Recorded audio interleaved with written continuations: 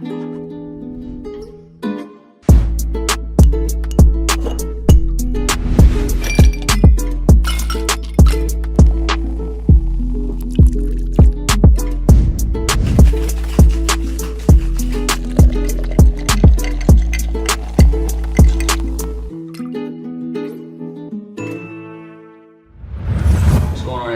your boy, Bones to Go, aka Corey Sturkey, back here one more time with another conversation that cures. As I said, I'm Bones, alongside with Michael Ryder, aka Ryder Grooms, Gregory Sturkey, Pop, and Keino Valley, aka Humbly the Greatest. As you can see, Keino's back here again, not because he's the fourth member, but because the last episode that we had, we unpacked a whole lot in it, and I feel like it's very important for Keino to give the tools that he used in that season and in those times of turmoil, like give those to us so that we can feed the people that are watching this, and some men that may come across that one day, or just women as well that could take things from it and apply it to their life and to their systems and their mindset. But like I've been saying from the jump, is me and Keino have a great relationship, but the major factor or the major push behind having him on the show was because of my father, and some videos that my dad seen that Keino had did really spoke to him, and he wanted to kind of dig a little deeper and figure out who this person is and how does this person work and why does this man think the way that he thinks and what tools did he use to overcome these things. So I'm gonna take a seat in the back with my dog Ryder and kind of watch this conversation unfold right before us, and then we'll chime in here and there, but this is more so a conversation for the two of y'all. So that being said, Pops, do your thing. When you was here last time, you gave us so much. The things that you gave us, I don't really know your story, but when I saw you on the treadmill and you begin to be so transparent and vulnerable, I think that in men that's hard to find. Everybody, we want to, our ego will get in the way. We want people to think we are quote unquote here when it's okay to be exactly where you're at. There's nothing wrong with that. And when you begin to share that, automatically I wanted to, talk, of course, and get you on the show. And so the things that you brung to us, I remember, when I was coming up, and I was going through some hard times. There was a time I was homeless and I was sleeping in a storage room. And I didn't think that I was going to stay there. So I had to begin to imagine myself in a different place. Mm-hmm. I ask you the same thing. How important was your imagination in that season of your life? The imagination is important. You have to be able to imagine, right? What I liken it to is without imagination, there's no hope. Mm-hmm. And when you get to a place in your life where there's no hope, things seem meaningless. And I use the word seem because that's the way it seems. It's not meaningless, but it seems very strong that it's meaningless, right? That there's no way forward. I liken it to faith, right? So faith is the assured expectation of things unseen. So, without imagination, it makes things very, very difficult. It's very important, And I want to also mention something that, Corey had said, and I've heard you say before about, how the tools that I use to get through this. And I just want to, just be really transparent once again and say, I'm not through it. I'm working within it. Now, do I think I came through a portion of it? Yes, but to fool myself and think that, I'm through this and there's never going to be an issue, I think that is a false sense of security, because each day you wake up, there could be something that can kind of pull you back in that hole a little bit, and you got to fight to get out of it. So just wanted to say that. Yeah. I like that because it's the tools that keeps us practicing and getting stronger, because I believe that it's a process. In order to, when I was in the that storage closet, I had a choice. And the thing that I learned in there was to either think about the worst or to begin to practice thinking about the best. And I never stopped doing that. So what you say, you know, it kind of hit me, because you really don't, I would say your surrounding changes, but your mindset and the practice of what you're doing never changes. You still are thinking, because there's always going to be situations in life that are going to arise in our lives, and it's not always going to be good. So how do we make it through those times? We practice the same tools that brought us out that storm. So I like that you said that, and I never looked at it that way. I always said I came through. But no, I'm still growing through. Every single day. It never stops. And I feel like one thing I always pray, I remember church we was at, a pastor said, he was like, I never pray and ask God to take me out of a storm. And I never understood that. You know what I'm saying? Because life is going to be full of storms. At every level, you know, they say every level is another devil. There's always going to be something that you have to constantly grow into.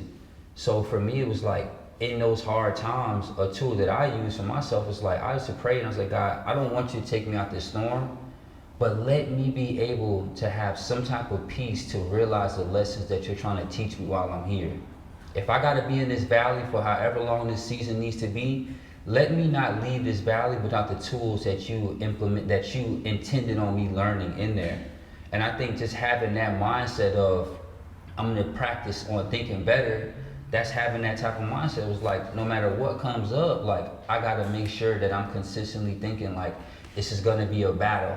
It's always gonna be a battle, and just showing up. And I really relate to that. I definitely relate to it, because that's something that I constantly pray about. It's like, I don't wanna be out of it. You know, I like to be in these uncomfortable situations, because that's what's gonna make me grow. But if I'm asking God to take me out of them, I'm weak now. You know what I'm saying? I'm not prepared for the next level. So I feel like having that type of awareness, like, that's super important in that situation, because some guys can overcome a certain situation and then think that, oh, I'm good now. I made it. And then things go wrong, and now you're right back before the stuff that you learned in that one season. Now you're pushing yourself further back. Like, the idea of like thinking that life is gonna get easier is insane. You know, it's like, there's a quote that I say all the time: life don't get easier, you just get stronger. That's all that happens. You just learn how to deal with certain things.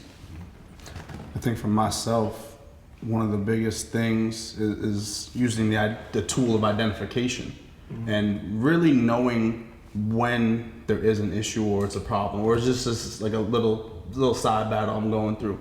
So one question I have for you is, when you were going through, at what point did you realize, and what point did you identify that like what you were going through was something a lot greater than what it might have seemed at the moment, or anything like that? Well, I always likened it to, and I would explain this to my wife. I always just tell her, she says, what's going on with you? I said, I can't really explain it. I just feel out of sorts, right? And the best example I can give you is, you just don't feel like you connected to your body. It's off. You feel off. Like, I literally sometimes just felt like I just wasn't in tune. I was out of tune, right? And one of the biggest things that I identified, and don't get me wrong, she continually tried to help, and she continually tried to give me information in a roundabout way, but I was not able to receive it at that point, you know, because I'm always analyzing. And as I'm analyzing, it's a computer, you know, it's going like this, and if you try to put information in, it just gets kicked out, and sometimes it gets kicked out in a not really a respectful way. But then one of the other things that I identified was, and this was big, I identified that my life was not my own. It didn't belong to me. It wasn't given to me. It belonged to, you know, God, you know, but it belonged to my kids, it belonged to my wife, it belonged to my mom, it belonged to everybody but me. And I didn't have the right to do with it or treat it in a way inappropriately. I had to get to this place where, okay, you know what? We got to fix this. And that was a big identifier for me. Hey man, talk about conversations with yourself. That is a game changer. It's a game changer because you have to be real with you. You can't sit in the mirror and try to act like you don't know what you're going through. No. You know what I'm saying? It's a whole nother level of self-awareness when you could sit there and be able to sit with yourself and address your own problems. Yeah. Like I know for myself, even with the identity factor, like I had to sit. Like I went through mental hospitals. I went through rehabs. I went through counseling and all these other things for people to tell me, hey, like, yo, these might be your problems. It wasn't until I sat down with myself and really was like, no, these really are your problems. I could have all these outside sources telling me them, but until I sat with myself and was like, nah, these really might be issues, bro. Like, get it together. But the only thing I hear is accountability. That's it. It's accountability. Even the fact that what you said is like, I realized that my life was not my own. And it takes me to a conversation I had with my dad this week. I said for the past I spoke to you about it. I said the past 5 or 6 years of my life, I've associated my identity to being a business owner and an entrepreneur. And when I got to the point where I was like, I'm selling the shop, I had a conversation with myself. People was like, are you, is it hurting you to get rid of the shop? I was like, no. The thing that hurt me was I had to check my pride. I had to check my ego and be like, well, if you don't got no shop, then who are you? If you're not an entrepreneur no more in the community, then who are you? Yeah. And I had to sit down and look myself in the mirror and have a conversation with me. And it took me back to a conversation I had with my dad years ago that hurt me. And it hurt me because at that season, I wasn't ready to hear what he had to say because I couldn't comprehend it. And my dad said to me, I said, Dad, well, what are you talking about? You were passionate about barbering? And I was like, no, I wasn't. I was not passionate about being a barber. I was passionate about providing for my family. And barbering offered me the greatest opportunity for me to do that was something that I enjoyed because I'm an artist. And I didn't understand at that time because at that time, I viewed him as, he's the reason why I cut hair. And if I'm so passionate about it, he had to have been just as passionate about cutting hair too because I got it from him. But now, being a father now, I opened up this barbershop for my son, for a legacy. You know what I'm saying? I do what I do in the industry to provide a lifestyle for my children, for my family. So I had to sit back and and be accountable with myself and be real. It was like, if an entrepreneur isn't who you are, Corey, then who are you? My identity, which is wildly enough, finally having a conversation with myself, has been that I'm a father. And that is the greatest title that anybody could give me, is that I'm a father. Like I say on this show all the time, I don't care about nothing else. I don't give a damn about nothing else. I don't care what nobody thinks. My identity and where I recognize myself and where I look and I feel like I'm at my best is when I'm with my kids, when I'm a father. That's what I rule myself in. So when you saying like, yo, like, I had to realize like this ain't even for me. The life I'm living is not even really even for me. I get it because I had to recognize what my identity was, and it was not that I'm an entrepreneur, it's not that I'm a barber, it's not that I'm an artist, it's that I'm a father first. And these are all vehicles that's going to help me become the best father that I can be. Hey, you said something that really stood out to me. You said that when your wife tries to help you, you said, I don't feel connected to my body.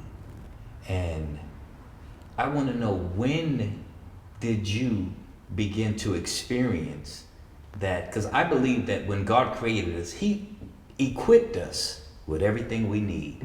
We don't need to go ask everybody, how do I do this? How do I do it? We can learn different skills. But when it comes down to making decisions on who we are, I believe that God gave us that, and we'll know. But you said that you didn't feel connected to your body. When did you first experience that? Because I believe that our body, in the connection to it, will let us know you're going the right way or you're going the wrong way. when did you experience, when was your first, if you can remember, your first experience with that? And then when you did, what did you use to develop that? To where it got to a point to where you was like, So I don't know. I can tell you the example, but I can't tell you when, like time. Mhm. And there's a reason why I'm not good with keeping up with time. Story for another day. okay. Part 3. Yeah, all right. But I knew that it was an identifier or a problem when I was laying down. I was in the bed, and the bed and the covers were doing this. And I felt like I was in this hole, and I was comfortable. I didn't want to get up. I didn't want to eat. I didn't want to do anything. I just wanted to lay there. And it was like I was in this cocoon, and it was warm. And I was like, I was trying to get up. It's like when you're in when you're in a dream, and you're trying to get up, and no matter how hard you try to get up, you can't. Like that was my reality for a little bit, and then that's where the saying you heard in some of my videos where I say, "Get up, get going, and get it done." That's where it came from. Oh. I never told anybody that. That's where it came from, because I just had to get up. And I would just, as soon as that bed started feeling like it was hugging me, I'd jump up. I'd jump up. And that is what got me out of that portion, is that's when I started to do things that I didn't want to do, because I knew that I had to do them.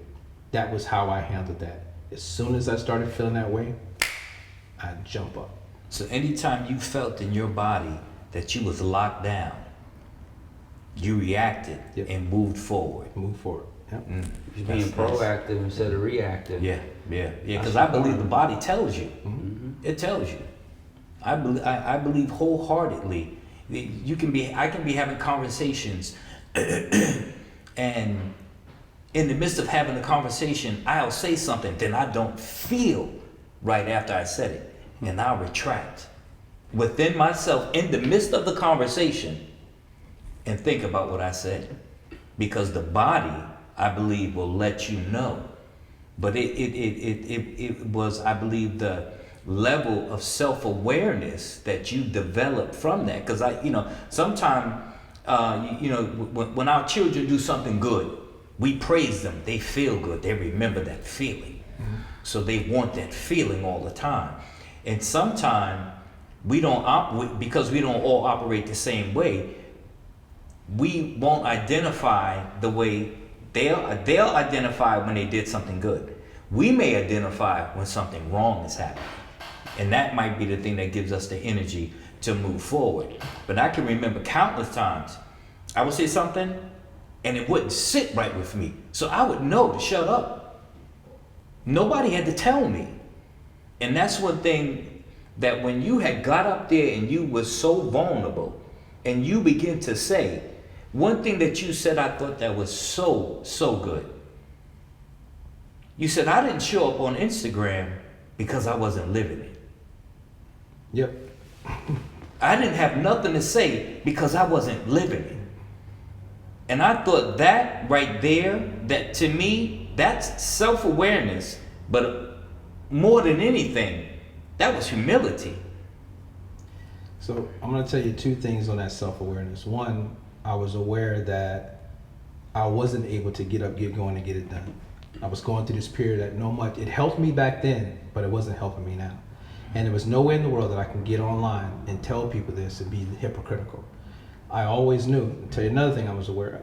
I was aware of that my reemergence on social media was going to be from a different source. It wasn't about showing people how to cut hair. It wasn't about, motivating. It was about letting people know that mental health is important and that we're all going through things and that we're not alone. So on that factor of not being alone, there's something else that I was aware of, right? I played back in my mind all those times my wife behind the scenes tried to help me, which is a growth in her, because she can be stern. She tries once, that's it. And she didn't do that. She continued. So I saw growth in her. So then I was aware of this, right? I was aware that God, as my wife, God gave me her for a reason. She was my mate. She was the one I needed to confide in. She was the one who I needed to allow to help me. I had help. All those times that I thought I was alone, I wasn't. She was right there. It's just that I was disconnecting myself from her out of protection for me and of her. But what I should have been doing is running towards her and sharing those things to her. So once I was aware of those things, that changed things extremely. And then I was, the last thing I was aware about is I needed to tell the story. Beautiful. One of the things you said, you reflected. And reflection is something that, just listening to your story, that created more self-awareness with you. And I think that is so good, because I practice that. After every conversation I have, I don't care who it's with, I reflect. I reflect to see, did I react or did I act? I have a conversation with my fiance. I'm always reflecting, because I believe you can't grow and you can't see yourself unless you can reflect about what you have said or maybe what you have done. And I believe that's such a great tool to sit and reflect. When did you, even in that, discover that? And when you did, if you have more practices that you use to do that? So out of all the things I've been talking about, it's just been continually really being self-aware. It's about being accountable. Mm-hmm. And I've said this before earlier, right? So the three main things that are important to me, there are other things that I am, right? Mm-hmm. But first is being a Christian, right? So mm-hmm. God is going to be the way that, it's going to show me the way of how to do everything else, mm-hmm. right? A husband and a father. Those things mean the most to me, mm-hmm. right? Barbara and everything else and all these other things are secondary. But I got to the point where I knew that I was not doing those things well. And everybody would tell you, bro, he's those three things. And they would continually tell me that I was doing fantastic at it. And I knew that I wasn't. In my mind, I was not. Because through what I was dealing with, and by shutting everybody off, I'm shutting off my wife, I'm shutting off my kids, I'm shutting off the dogs, I'm shutting off everybody, right?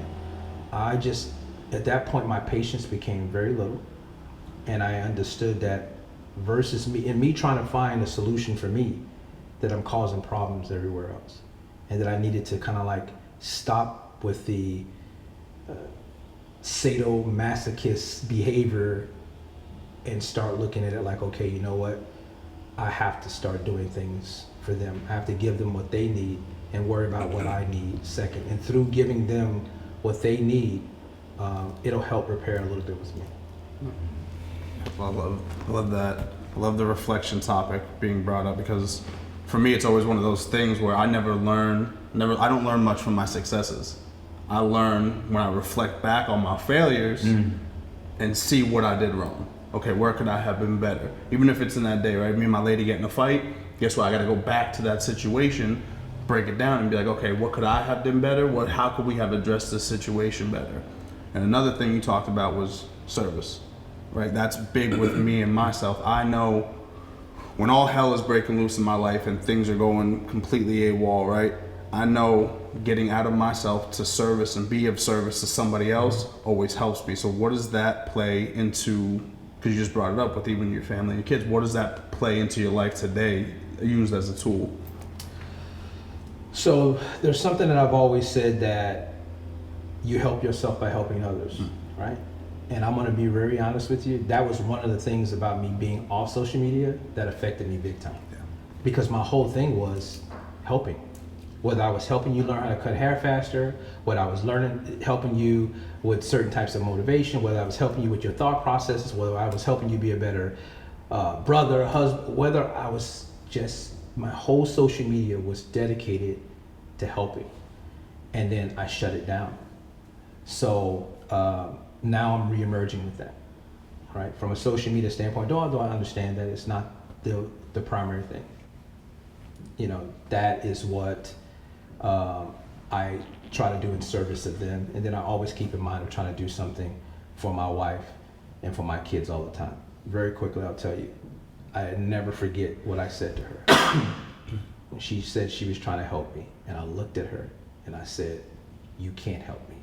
And I never ever want to put her back in that place or put myself back in that place. So I always make sure that she's a part of what's going on and not separate from it. How did you forgive yourself from that?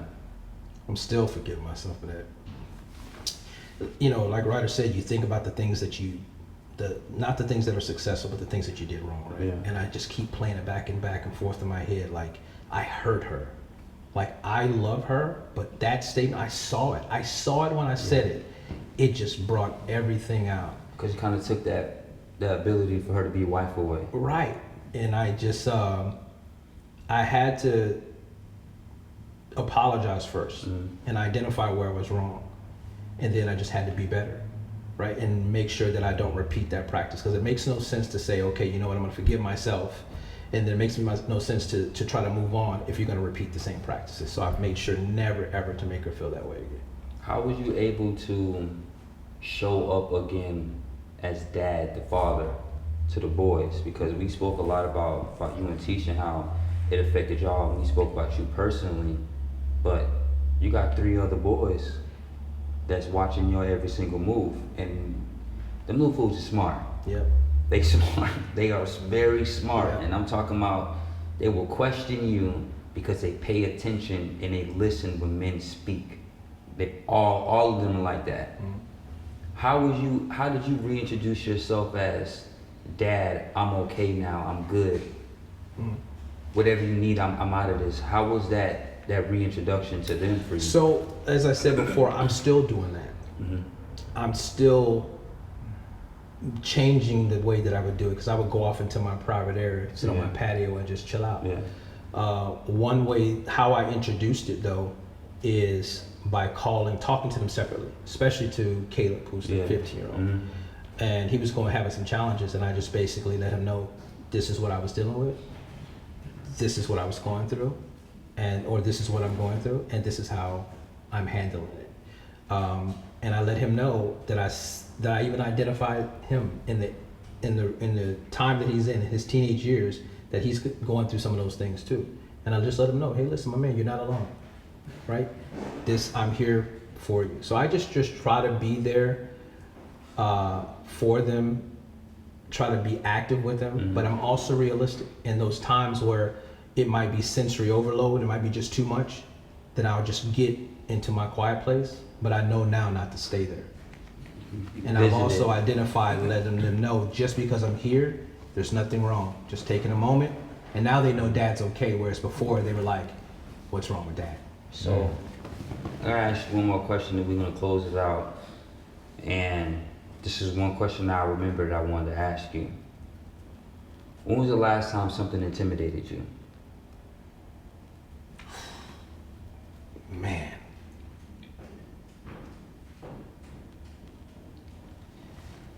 I'm gonna be honest with you, man, if you don't mind me talking about the shop. Yeah.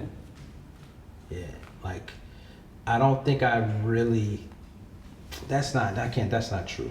I think that's one of the things that intimidated me. I'm gonna tell you what intimidated me. It's just being honest, telling the truth. That what intimidated me, man, was letting people know I was dealing with this.